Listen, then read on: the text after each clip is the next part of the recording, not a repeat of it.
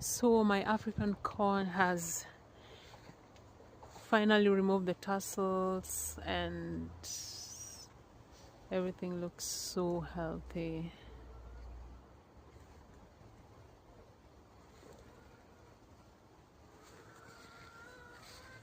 Look at that.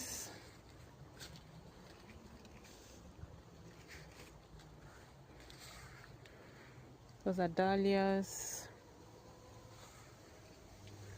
And the pumpkin. I have to redirect this to grow in the ground. And my banana has totally been chalked up here. So, like I said, this is gonna live at the end of the year.